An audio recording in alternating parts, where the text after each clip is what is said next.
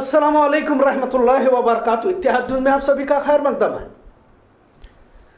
कर्नाटक में मजहबी तशद्दुद का माहौल बनाकर इसके जरिए सियासी सीढ़ियों को अबूर करने का हुनर और फिरका परस्त ज़हनियत की पार्टियों ने सीख लिया है।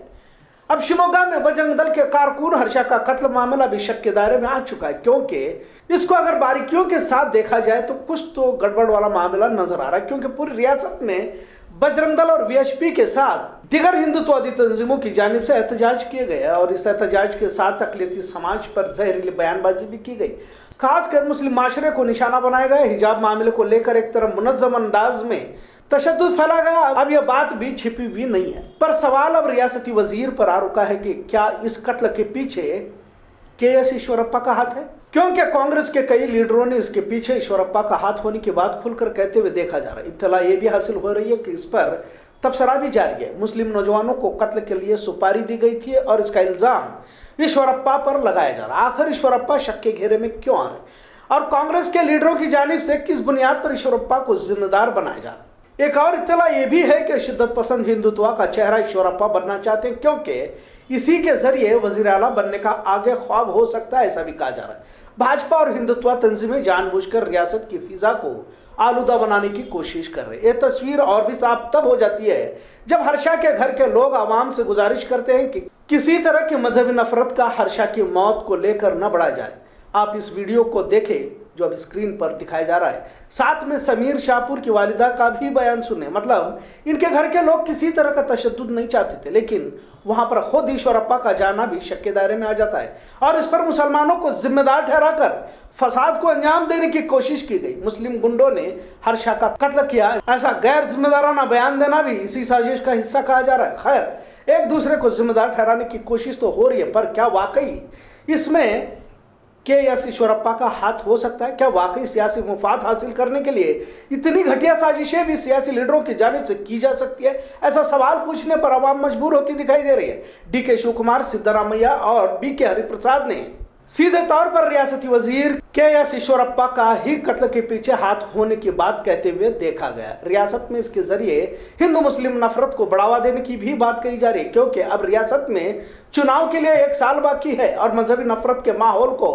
बढ़ाने की पुरजोर जद्दोजहद भाजपा और संघी विचारधारा के लोगों की जानिब से करने की बात भी बारहा सामने आ रही है। और इसी की कड़ी के तौर पर ईश्वरप्पा ने भगवा परचम लाल किले पर फहराने की बात कही थी, ताकि अक्सरियत माशरा खुश हो जाए और आने वाले दिनों में अपने आप को वजीर आला की कुर्सी का दावेदार ठहराया जाए। लेकिन हालात बदलते जा रहे हैं। हिंदू मुस्लिम करने के बावजूद भी यूपी में भाजपा की जीत मुश्किल नजर आ रही है। अखिलेश यादव का जीतना तय माना जा रहा है, लिहाजा किसी तरह नफरती बयान के जरिए माहौल को बनाने की कोशिश योगी मोदी शाह तिकड़ी जुटी हुई है। लोग महंगाई बेरोजगारी से नाराज हैं और शायद दिगर रियासतों में भी भाजपा का सुपड़ा साफ होने के इम्कानात रोशन नजर आ रहे हैं। इन तमाम मामलों को देखते हुए क्या अब कत्ल जैसी वारदातें भी सियासी मुफाद के मद्देनजर अंजाम दी जाएंगी? ऐसा डर अवाम के दरमियान देखा जा रहा है। बेलगाम समेत पूरी रियासत में हिंदुत्व तंजीमों की जानिब से एहतजाज करते हुए रियासत और पूरे मुल्क में हिंदुओं पर हमले होने की बात कही गई। मुसलमानों को निशाना बनाने का बयान भी खुले मन से किए गए। मतलब तमाम बातों के पीछे सियासत और साजिश है क्या? ऐसा सवाल भी खड़ा होता जा रहा है। लिहाजा खुफिया एजेंसियों की और इंतजामिया की, यानी कि पुलिस की ज्यादा जिम्मेदारी है कि आखिर इस कत्ल को किसने और क्यों अंजाम दिया। क्या वाकई जिन्हें गिरफ्तार किया गया है इनके असल मुजरिम कौन है, किस लीडर के इशारे पर हुआ है, इसकी ईमानदारी से तहकीक जरूरी है, क्योंकि सियासी रहनुमा माहौल को बनाने के लिए किसी भी हद तक गिर जाते हैं। इससे पहले भी हमने देखा है। यहाँ तक कांग्रेस और समाजवादी पार्टी के कई लीडरों ने पुलवामा हमला भी चुनाव जीतने के लिए किए जाने का इल्जाम भाजपा पर लगाया है। जो भी हो, पर हर्षा कत्ल मामले में बार बार ईश्वरप्पा का नाम आना भी संजीदा कह सकते हैं। इसके पीछे कोई भी हो, किसी भी पार्टी का हाथ हो, लेकिन सच्चाई सामने आने की जरूरत है, क्योंकि अब किसी की भी जान सरे राह महज इसलिए ली जा रही है ताकि सियासी मुफाद हासिल हो जाए। अगर सच्चाई बाहर आती है और असली मुजरिम बेनकाब होते हैं तो मुल्क में यकीनी तौर पर अमन कायम हो सकता है।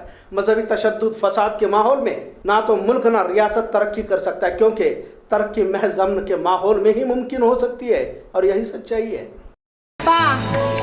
ಎಲ್ಲಾರು ಮಕ್ಕಳು ಕಣೋ, ನಿಮ್ ತಾಯಂದ್ರಿಗೆ ಎಲ್ಲಾರು ಅಕ್ಕ ಅಣ್ಣ ತಮ್ಮ ಎಲ್ಲಾರ್ಗೂ ನಾನು ಅವರು ಇವರು ಅಂತ ಹೇಳಲ್ಲ ಸರ್, ಎಲ್ಲಾರು ಮನೆಯಲ್ಲಿ ಹೆತ್ತಿರ್ತಾರೆ ಕಣೋ ಅಪ್ಪ ಅಮ್ಮ. ನಿಮ್ಮನ್ನ ದಯವಿಟ್ಟು ಕೇರ್ಫುಲ್ ಆಗಿರ್ರಿ. ಹರ್ಷನ್ ಪರಿಸ್ಥಿತಿ ಯಾರು ಮಾಡ್ಕೊಂಬೇಡಿ. ನಾನು ಯಾವ ಪಂಗಡದವರು ಏನು ಹೇಳಲ್ಲ, ಎಲ್ಲರೂ ನನ್ನ ಅಣ್ಣ ತಮ್ಮಂದಿರೇ. ಹರ್ಷನು ನನ್ನ ಮಗ ಇದ್ದಂಗೆ, ಸಮೀರ್ನು ನನ್ನ ಮಗ, ಹರ್ಷನು ನನ್ನ ಮಗ ಇದ್ದಂಗೆ.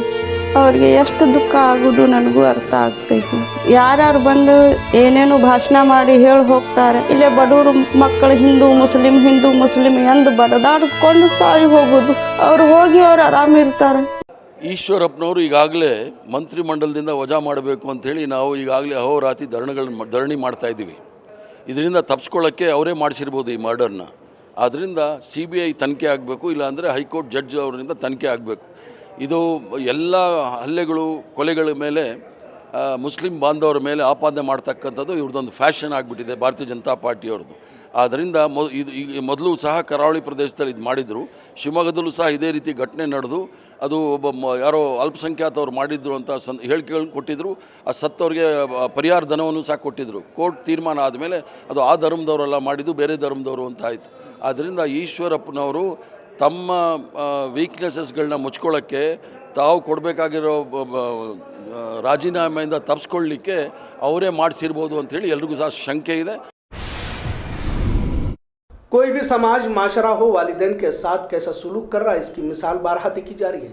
वालिदैन को लेकर आज के नौजवानों में बेजारी देखी जा रही है। वालिदैन की इज्जत, वालिदैन का वकार, इनका मर्तबा अब शायद लोग भूलते जा रहे हैं। अभी भी मुसलमानों में बुढ़ापा घर का तस्वुर नहीं रहा, लेकिन बूढ़े वालिदैन के साथ कैसा कैसा सुलूक किया जाता है अक्सर हर रोज देखते सुनते रहते हैं। ये भी देखा जाता है कि गांव मोहल्ले के लोगों को दीन की, आखिरत का बयान करता रहता है, लोगों को जन्नत का शौक और जहन्नम का खौफ दिलाता रहता है, पर घर में वालिदैन जिनके कदमों के नीचे जन्नत कही जाती है, इनकी कदर नहीं करता। अब तो अक्सर घरों का मामला एक जैसा देखा जा रहा है, और हकीकत में बुढ़ापा आता ही इम्तिहान बनकर, और शायद ही वो वालिदैन खुशकिस्मत होंगे जिनकी खिदमत करने वाली नेक औलाद नसीब होती है। और मौजूदा नस्ल तो तकरीबन इसी मिजाज की पाई जाती है। खैर, आज डीसी कंपाउंड में एक बुढ़िया आंखों में पानी लिए अपनी फरियाद लेकर बेलगाम रामदुर्ग से आई थी। 2 बेटों को पढ़ा लिखा कर सरकारी नौकरियों में दाखिल हुए। शौहर का इंतकाल भी काफी अरसे पहले हो चुका था। शौहर ने जमीन जायदाद भी अच्छी खासी की थी, 3 मकानों को तामीर किया था और खेती भी कई एकड़ है।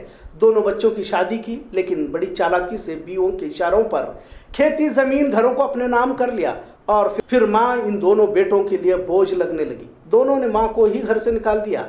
पिछले 18 सालों से किसी तरह यहाँ वहाँ घूमती, लोगों के घरों से खाना मांग कर खाती, गुजारा करती रही। पहले जिस्म में ताकत थी तो किसी तरह काम कर गुजारा करती रही, लेकिन उम्र के साथ बुढ़ापा गालिब आने लगा। अब 80 साल की बसवनवा गुरु पड़प्पा कोरिशट्टी जिंदगी के आखिरी पड़ाव पर मजबूर हो चुकी है। इसे ठीक से चलने भी नहीं आता। गांव के लोगों ने इसे पकड़कर डीसी दफ्तर लाया और डीसी के सामने अपनी फरियाद रखने को कहते हुए, क्या वालिदा की जिम्मेदारी औलाद पर नहीं है? आखिर बुढ़ापे की इस मुकाम पर पहुंचकर कौन मदद करेगा? मैंने जिन बच्चों को जन्म दिया है, क्या इनका कोई हक नहीं होता? ऐसा सवाल आंसू लेकर बूढ़ी माँ को कहते हुए देखा गया। शायद इस बूढ़ी बसवनवा की तरह सैकड़ों बुजुर्गों की कहानियां हर शहर में होती है, लेकिन शायद ही एक हाथ नजर आती है। अब तेज रफ्तार जिंदगी में धीमी लकड़ी के सहारे चलने वाले बूढ़ों की जरूरत आज के नौजवान नस्ल को नहीं है। और अफसोस तो उस समाज पर होता है जिनकी तरबियत तहजीब में बुजुर्गों की रहबरी और दुआओं को सिखाया गया। आज डीसी दफ्तर में जो बुजुर्ग खातून लाखों बुजुर्गों की फरियाद लेकर आई थी, हम सभी जानते हैं कि बुढ़ापे के उस मरहले में कैसे जिंदगी थम सी जाती है। तभी तो मेरे नबी ने फरमाया कि हलाक हो वो शख्स जिसने बूढ़े वालिदैन को पाया और उनकी खिदमत को अंजाम नहीं दिया। अपने वालिदैन की बद्दुआएं कभी इंसान को कामयाब नहीं बनने देती। और यूं कहा कि अगर तपती धूप में कंधे पे बूढ़े वालिदैन को बिठाकर बैतुल्लाह का तवाफ भी किया जाए, तब भी एक माँ की आह का कर्जा नहीं चुका सकता। लिहाजा माशरा तबाही की ओर तेजी से बढ़ने में इस बात का भी अहम किरदार है कि वालिदैन की कदर करना हमने छोड़ दिया है। मरने के बाद कब्रों पर जाकर रोने से बेहतर है कि जब बूढ़े वालिदैन जिंदा होते हैं तब इनकी खिदमत अंजाम दी जाए। उमूमन हमने देखा है कि बूढ़े वालिदैन के साथ ज्यादती की जाती है जब वो जिंदा रहते हैं, और मरने के बाद और इनकी कब्रों पर जाकर रोता देखा जाता है। बुढ़ापे में तुम्हारी मोहब्बत और हमदर्दी की जरूरत होती है। उम्मत की तबाही की एक असल वजह यह है कि हम अपने वालिदैन की कदर करना छोड़ चुके हैं, और यही सच्चाई है जिस पर कभी तबसरा नहीं किया जाता। इत्तेहाद न्यूज़ देखने के लिए शुक्रिया। अल्लाह हाफिज़।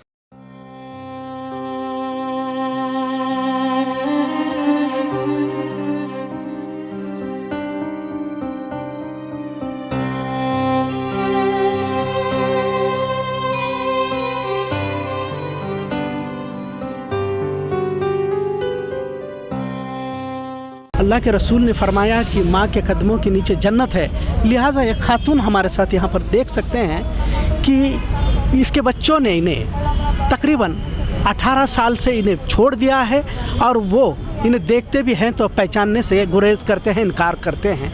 आइए हम सुनते हैं कि ये दिल दहला देने वाली कहानी क्या है कि एक खातून आज डीसी ऑफिस में यहाँ पर बैठी है हमारे साथ। अवा ಏನಾಗಿತ್ತು ಸ್ವಲ್ಪ ಹೇಳಿ ಮೇಡಮ್।